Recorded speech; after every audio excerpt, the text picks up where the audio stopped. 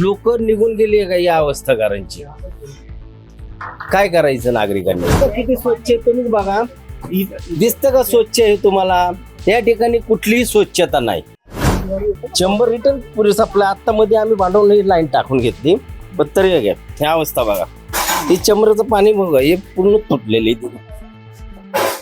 मग इथले काय लोकप्रतिनिधी करतात काय हे सांगा आम्हाला. काय करतात ते? येत नाही येते. अर्ज कुणाला दिला तुम्ही? येते तर कोटीमध्ये जाऊन दिलते त्यांना.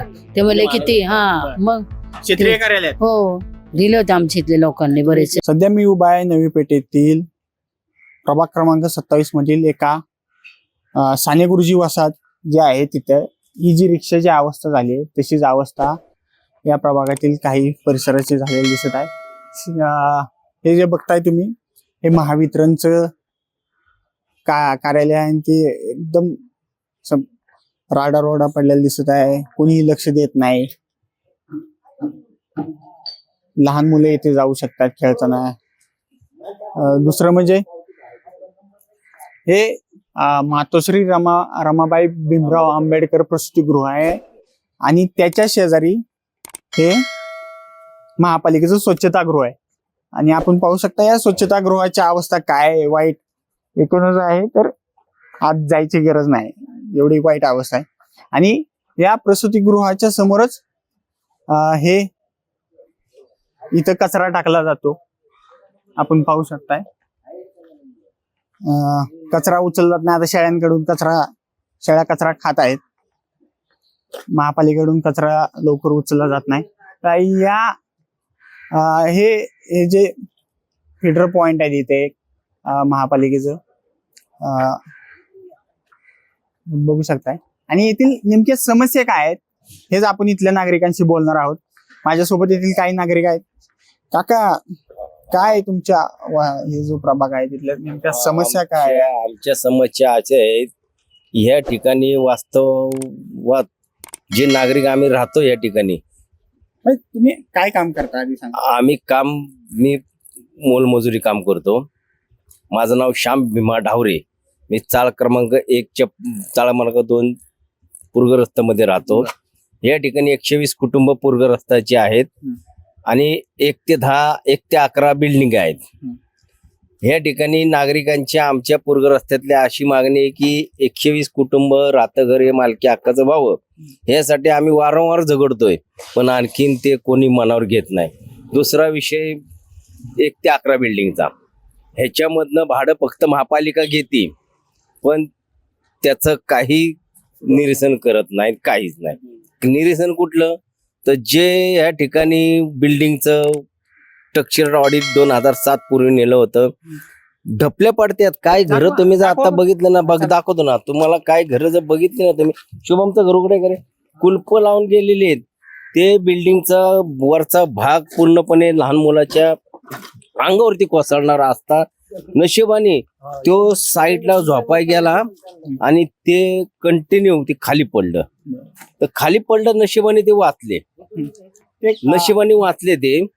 ते जर मुलाच्या अंगावर पडलं असतं तर किती घात झाला असता. आणि हे जे आता कुटुंब वाढलंय आतल्यामुळं काही लोकांनी बांधले हे झाले, पण जे व्हायचं होतं, घडायचं होतं ते सुदैवाने घडलं नाही. गलिच्छ वस्ती अशा आम्ही म्हणतो या ठिकाणी. जी सुधारणा व्हावी ती सुधारणा या ठिकाणी कुठली होती? हो का, हे घर महापालिकेचं. हो का, या अशा अवस्था आहे घरांची. या अशात नागरिकांची हो का या अवस्था. कसं राहायचं या ठिकाणी? घोर निघून गेली लोक. हे असं करायला सांगू शकतो. हे दाखव, हे सगळं हे जे कॅमेऱ्यात सगळं जे कचरा आहे ना, लोक निघून गेली का या अवस्थाकारांची? काय करायचं नागरिकांनी? सगळे म्हणजे वैतागलेले आहेत. भाडं काय खोलींचं भाडं 10 ते 12 हजार रुपये भाडे, घर भाडं. आणि हे नळ पाणीच नाही. पाण्याची तर इतकी गैरसोय या ठिकाणी. ही बघा तुम्ही, नाला पूर्णपणे अस्वच्छता आहे. पाणी इथनं आम्ही कधी नळ्या लावून भरतो. पाणी प्यायचं पाणी स्वच्छ आहे बघा. किती स्वच्छ आहे. तुम्हीच बघा, दिसतं का स्वच्छ आहे तुम्हाला? या ठिकाणी कुठलीही स्वच्छता नाही, इथं मनपाचं पाणी काही नाही. मनपाचं पाणी येतं या नळाला. आणि इकडून गेलं वर पत्रा इथून वरती तुम्हाला नेतो. हेच मनपाचं. आता इथून गेलो, हे पण दाखवा. हे पण दाखवा किती घाण आहे. अशात लोक राहतात इथं. आणि हे बाथरूम बाथरूम, संडाचं बाथरूम. हे स्लॅब पडलेलं. हे स्लॅब लहान मुलं इथनं सतत खेळतात, जातात, येतात. आमच्यात आई बहिणींची लहान मुलं खेळतात, जातात. एखादी ढपली मुलाच्या अंगावर पडली, दाखवा. हे सगळं वायरिंग. ह्या ठिकाणी आग लागली होती मध्यंतरी. ह्याला आग लागली होती. आतापर्यंत आगाचं तांडव या ठिकाणी किती वेळा झालंय? 3 वेळा झालंय. चाळ क्रमांक 11, चाळ क्रमांक 10 आणि इथं पण आग लागली होती. सुदैवाने माझ्याकडं 2021चा अर्ज आहे MECB ला दिलेला की याच्यावर ठोस कारवाई करा. काही या लोकांनी केलं नाही. मग पुणे महानगरकडे बोर्ड दाखवतात, त्यांनी काही केलं नाही. तुम्ही लोकप्रतिनिधी जे आहेत, मी त्यांना आपण लोकप्रतिनिधीशी आम्ही कुठलाही नागरिक लोकप्रतिनिधीशी गेला काय विचारलं काय बाबा मला माहिती नाही. मी नाही नाव घेणार कोणाचं लोकप्रतिनिधीचं. पण या ठिकाणी जे लोकप्रतिनिधी नेते असेल तर त्यांनी लक्ष दिलं पाहिजे. की बाबा हे असं का या ठिकाणी. बघा हे खोलीमध्ये कुलूप आहे ना, हे नाही हे खोली. आता हे कडे आहे, कुलूप आहे. ह्या खोलीतलं वरच स्लॅबचं असतं बेकर पडलं होतं ना. आपल्या घरात वली पडलं का? स्लॅबचं पडलं होतं, पूर्ण पडलं होतं. हा बघा त्यांना विचार. वरचं स्लॅबचं भाग कोसळला. कोण आत होतं का तेव्हा? नशीब होतं, झोपलेले होते. झोपले. आता ते घर तिकडे बदली करून घेतलं. आता तुम्हाला पण तशी काय अडचण आहे का? तुमचं स्लॅब नाही अजून स्लॅब आहे म्हणजे तसं असं भीतीच वाटते आता पडायची. मनपावाले लक्ष देत नाही. किती जण राहतात? हा पाण्याची अडचण काय आहे? पाण्याची पण अडचण आहे आम्हाला. काय काय तुमच्या अडचणी काय? पाणी येत नाही व्यवस्थित नीटनेटकं काय. बरं. परत इथं जागा नाही होत व्यवस्थित. परत नळामध्ये हे होतंय. तुम्ही इथले लोकप्रतिनिधी जे होते आधी 2022 पासून लोकप्रतिनिधी नाहीये 2021. इथले जे आता जे लोकप्रतिनिधी आता मत मागायला येतील तुमच्याकडे, पण त्यांनी तुम्ही कधी त्यांच्याकडे गेला होता की बाबा असे असे प्रॉब्लेम आहेत किंवा मनपाच्या अधिकाऱ्यांकडे सांगितलं? तुम्हाला भाडे किती आहे? आता पगारातून 10,000 कट होतात. आपण पाहू शकतो की इथल्या ज्या लोकांच्या समस्या किरकोळ समस्या आहेत, पण याकडे लोकप्रतिनिधी किंवा जे मनपाचे अधिकारी आहेत ते लक्ष देत नाही. आपण आणखीन काही ठिकाणी फिरणार आहोत. आहे चला चला.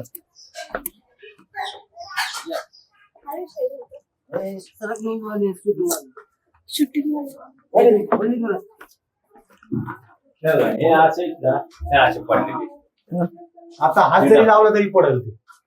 हे निखिल माझा सहकारी आहे निखिल, त्याला सांग हे दाखव. पूर्णपणे हे वर पाणी पावसाळ्याचं पाणी झिरपत आहे का? झिरपत पाणी भरायचं काय टेन्शनच नाही ना. म्हणजे झिरपतंय का नाही आम्हाला माहित नाही. ढपल्या पडतात ना, हे कशामुळे येतंय आणि बिल्डिंग कुंकवत झाली काही माहित नाही आम्हाला. हे काम महापालिकेचं आहे. ते महापालिकेने याच्यावर ठोस निर्णय घेतला पाहिजे. आणि जे इथले कोण माननीय असतील किंवा काय असतील त्यांनी मनावर घेतलं पाहिजे ना काही गोष्टी. दादा आपली आमची घर भिजले. आपले तर सगळे पूर्णपणे तुम्ही आजपर्यंत नुसतं भांडताय, पण काय अहो भांडता मी गेले पूरग्रस्तांसाठी गेले 40 वर्ष आम्ही भांडतोय. गेले 40 वर्षात काही नाही. त्याला सपोर्टिंग आहे का? कधी जळू शकतं. कधी मुलगा आला एखादा लहान पोरं खेळतात. लहान मुलं खेळतात. काय अवस्था आहे? दैन्य अवस्था. दारूच्या बाटल्या सुद्धा नाही हे पुन्हा खालचे ठेवलेले आहेत, पीत नाही कोणी. तर काय तुमची आता काय असेल. तुमचं काय अजून? माझं नाव श्याम ढावरे.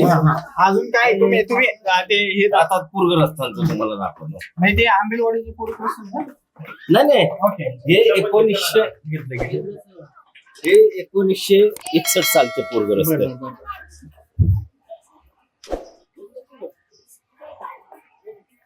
आणि आणि इथे सगळे मनपाचेच कर्मचारी राहतात ना पण सर्व या ठिकाणी महापालिकेचे सेवक तरी आणि त्या- सेवक मुळात- असताना ही दयनीय हा अवस्था मग तेच आमची. म्हणतोय मी की मुळात जे सेवक महापालिकेत असताना- आहेत त्यांची अवस्था एवढी वाईट आहे तर हा कामगार लोकांची सेवक अवस्था काय असेल कामगार सेवकांचीच अवस्था दयनीय अवस्था आहे म्हणणार बाकीचं काय. ह्याच्यामुळं इथं ना जे कोण असतील काय त्यांचं दुर्लक्षच म्हणायचं या ठिकाणी. जे कोण इथले पुढारी म्हणा काय म्हणा दुर्लक्षच म्हणावं लागलं. हे आमचे पूर्व आता कुटुंब वाढल्यामुळं आम्ही काय लोकांनी आम्ही प्रत्यक्षात बांधून घेतलेले थोडं जसं ऐपती प्रमाणे. हे आमची बहीण काय या ठिकाणी पूरग्रस्तांसाठी लढा देऊन देऊन देऊन थकलो. ह्या ठिकाणी पहिली लोक गेली वारले ते वाट बघून की आज होईल उद्या होईल आज उद्या होईल पण अद्याप कुठलाही प्रश्न यांनी सोडवला नाही. पाणी येते इथं? पाणी आता हे ना हे वाडेकर साहेब म्हणून त्यांनी नळ होता पाहिला इथं त्या ठिकाणी ते पूर्णपणे उडावला. घरोघरी नळ दिले. हे लाईन दिली घरोघरी वरती जागेवर नळ. पण पाण्याचे ह्या ठिकाणी पाणी येतं थोडंफार त्याचं पाणी चांगलं ह्या ठिकाणी म्हणजे पूरग्रस्त. पण बिल्डिंग ठिकाणी ना अवस्था बेकार आहे. आता आम्ही काय केलं पायपती प्रमाणे बांधून घेतलेले काय लोकांनी.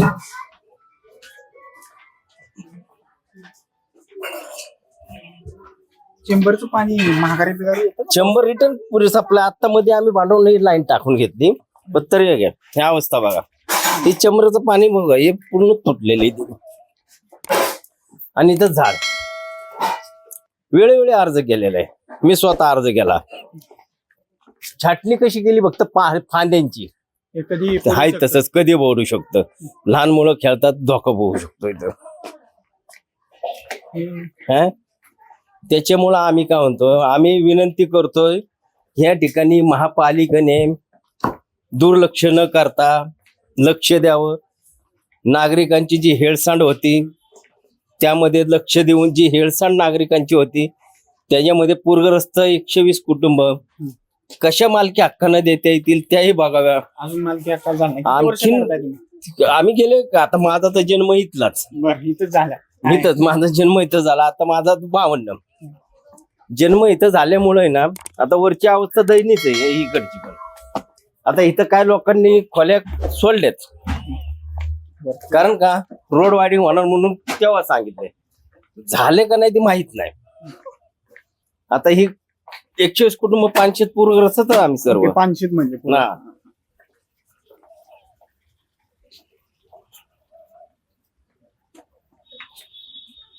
आणि हे घर कित्येक वर्ष झालं हे ठिकाणी हे का हे महापालिकेचं घर आहे. पडलंय पाक पूर्ण हे झालंय हे का निखिल हे का. आणि दरवाजा त्याचा कुठला ही खिडकी आणि दमन सांगतो तुम्हाला आणि हे दार हे बघा काय अवस्था आहे. ते कुणीतरी याच्यावर ठोस निर्णय घेणं गरजेचं आहे ना. कुणीतरी काहीतरी बाबा याच्यावर निर्णय काय घ्यायचा काय करावं लागेल काय नाही बोललं पाहिजे. म्हणून आम्ही काय केलं तुम्ही म्हणता 120 कुटुंब आहे इथं. हे 120 कुटुंब तुम्ही म्हणतात गेलता काय तुम्ही? महापालिकेत आमचा मोर्चा झाला. त्या ठिकाणी मोर्चामध्ये आम्ही बोललो तुम्हाला त्यावेळेस हा ते बोला हा. त्यावेळेस मोर्चामध्ये आम्ही आयुक्तांशी भेटलो. काय मावशी काय प्रश्न आहेत का? काय नाही बाबा काय नाही सगळं चांगलं आहे. आहे की आता ते आमचा भाऊ सांगतोय ना ते सांगतोय. सांगा महापालिका आयुक्त हा हे आत्ताची महापालिका आयुक्त का माझी? हा ह्याच्या आधीचे ह्याच्या आधीचे साहेब हा जे महापालिकेचे उपायुक्त कोण असतील किंवा त्यावेळेस भाजपच्या आमदार होत्या. टिळक हा. सौ टिळक ताई आमची मोठी मिटिंग झाली. त्यावेळेस स्वतः ते म्हटले होते की आपण चालू करू तिथे. तर म्हटले तर आतापर्यंत कुठलं काही झालं नाही, कुठलं काही झालं नाही. बोलले तेवढं बोलून गेले. ती मिटिंग संपली. यांचे ते शेजारी राहतात, त्या घराच्या बोल जरा ये. काय तुमच्या अडचणी काय? काय नाही, आमची घरं फक्त नाव करून द्या बस, पाणी बाकी येतं? काय नाही. पाणी कचरा कचरा वगैरे आहे तिकडे कोपऱ्यामध्ये.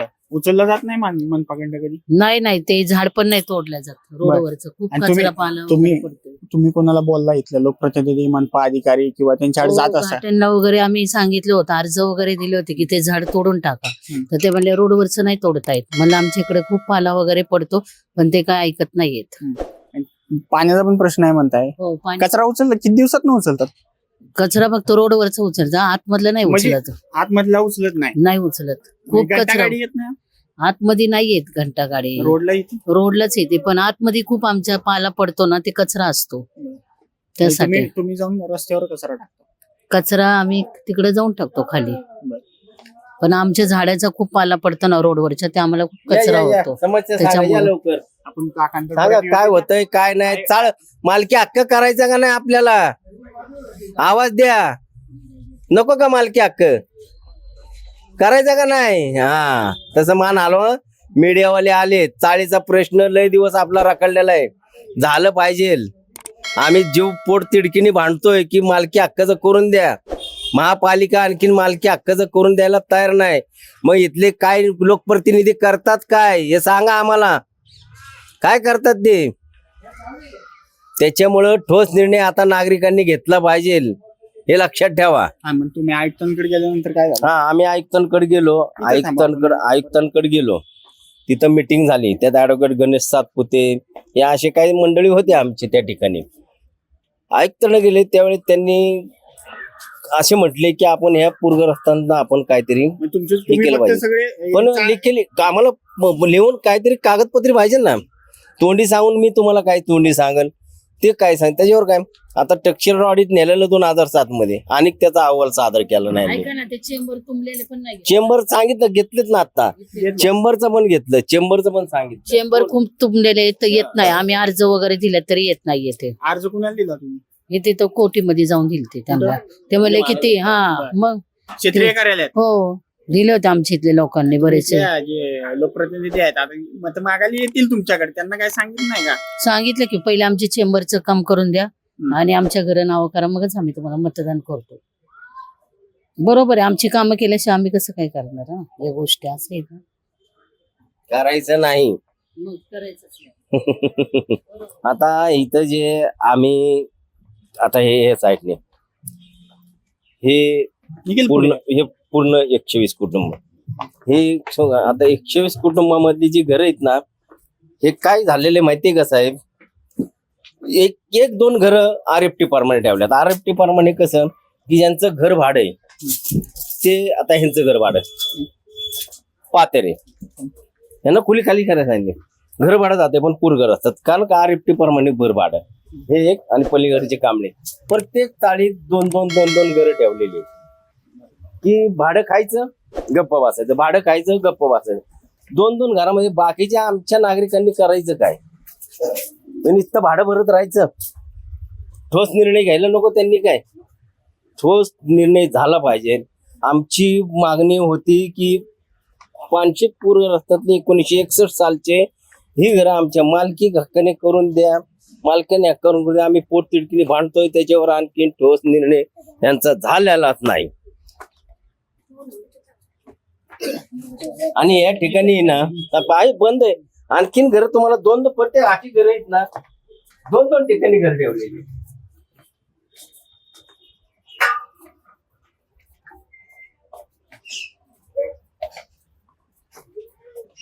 मोठी चाळ हे होत.